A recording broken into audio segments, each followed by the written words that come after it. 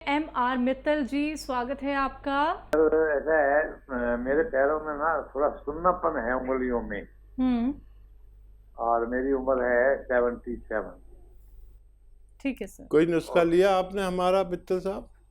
वैसे तो मैंने गोंद ये आपका सिया मंगवाया था। मैंने खाया था, कुछ देर तो मुझे रिलीफ महसूस हुआ घुटनों में भी, पर दोबारा फिर ये शुरू हो गया दर्द। अब मैं सोच रहा हूँ दोबारा मंगवाऊँ, क्या करूँ इसको। और अभी मैंने मंगवाया था आपका ये जैतून नमक जी। ठीक है। तो मैंने इसको भी खाया था अभी जो हफ्ता 10 दिन, तो थोड़ा पेट पे आराम महसूस हुआ था। पर उसका बीपी मेरा थोड़ा, मतलब वैसे मुझे बीपी की शिकायत है, जब मेडिसिन लेता हूँ मैं, मुझे बीपी कुछ कम महसूस हुआ, तो मुझे लगा शायद इससे असर पड़ा होगा। तो मैंने फिर ये भाई फिलहाल बंद कर दिया खाना ये। अब मैंने थोड़ी शुगर की शिकायत हुई है मुझे, तो मैंने गोंद जामुन भी मंगवाया और जी। 5-7 दिन वो भी खाया, पर उसके बाद भी मैंने उसको स्टॉप कर दिया जी। अब मेन प्रॉब्लम मुझे जो है ये पैर में सुनपन जो है ना उंगलियों में, तो ठीक है, ज्यादा है कुछ जी। और देखिए गौनसिया अभी और खाना होगा आपको, 1 डब्बा और ले लीजिए और उसी तरह खाइए। फिर आपको वेस्टर्न टॉयलेट का इस्तेमाल करना ज़रूरी है, और ये जो गोंद है ये भी आप इस्तेमाल कर सकते हैं।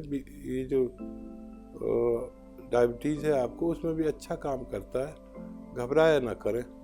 और बीपी को ये ठीक करता है। नमक ज़ैतून आपने छोड़ दिया, ये अगर ज़्यादा बीपी हो तो उसको नॉर्मल लाता है। इसके भी बड़े अच्छे रिजल्ट हैं, आप इन्हें भी इस्तेमाल कर सकते हैं। स्वागत है आपका। मैम मेरा सवाल लंबा है, जरा ध्यान से सुनिएगा, और जो आपको लिखना वो लिख लीजिएगा, लंबा है थोड़ा सा, ठीक है? हो सकता है हम कुछ भूल जाए, फिर याद है तो हम बता देंगे, ठीक है मैम? ठीक है मैम हमें ये कहना था कि पाकिस्तान में आपका नुस्खा 1 साल से ले रहे थे, ठीक है?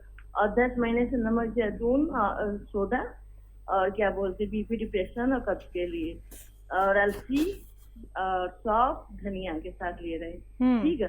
तो 1 साल से जब पाकिस्तान नमक का नुस्खा ले रहे हैं, तो उसके बीच में भी खुजली होने लगी। तो मैं क्यों सबसे बात की थी, तो उन्होंने काली मिर्च बताया था साथ में लेने के लिए। 3 महीने वो भी लिया। हकीम साहब ने कहा था कि ये सबसन के नुस्खे से ही मतलब ये खुजली हो जाती।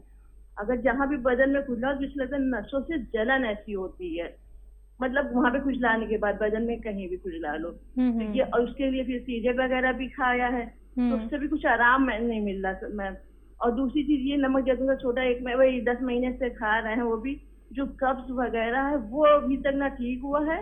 और मतलब पेट में जैसे अजीब उथल पुथल, मुझे अब वो जैसे लगता है जो गैस पे हर दिमाग पे चढ़ रही गैस। और ये जो साबितान का नुस्खा 1 साल हो गया, जनवरी में पूरा हो गया। उसके बाद ये आंवले का मुरब्बा खाना शुरू कर दिया कि हो सकता है कि ठंडा गर्म का बैलेंस वो हो जाए। तो ये ठंडे गर्म का बैलेंस नहीं पड़ा, आंवले का मुरब्बा भी खाया है।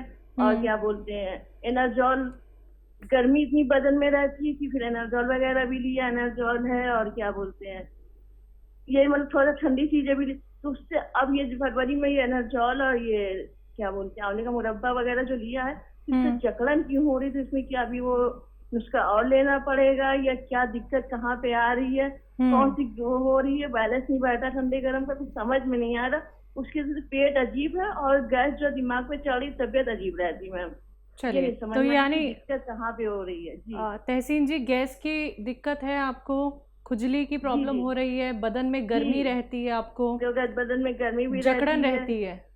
हाँ, समझ में नहीं आ रहा कि दिक्कत कहाँ पे हो रही, कहाँ पे क्या कमी रह गई है, कि क्या करना चाहिए, उसके लिए क्या नुस्खा लेना चाहिए, ये नहीं समझ में आ रहा मैम। ठीक है। और देखिए, जब हमारा कोई सर्द मिजाज आदमी ठंडी चीज़ खाता है तो जिस्म में जकड़न मालूम हो सकती है। और नुस्खे तो आप बिल्कुल सही ले रहे हैं, और तजर्बा भी हो गया, और काफ़ी दिन तक भी ले रहे हैं, ये नहीं कि आपका नया शुरू हुआ है। ये नुस्खे तो आप लेते रहें, और यूँ करें कि बेल का मुरब्बा ख़रीद लें, वो 1 कतला पूरे दिन में खा लिया। बेल का मुरब्बा, पत्थर बेल का मुरब्बा आता है, वो खा लिया। या 1 कतला पूरे दिन में खा लिया। बेल का मुरब्बा, पत्थर बेल का मुरब्बा आता है, वो खा लिया। या 1 कतला पूरे दिन में खा लिया। बेल का मुरब्बा, पत्थर बेल का मुरब्बा आता है, वो खा लिया। या अरंडी का तेल भी रख लें। कभी आपने 1 चम्मच अरंडी का तेल दूध में मिला के पी लिया, हाथों में कुछ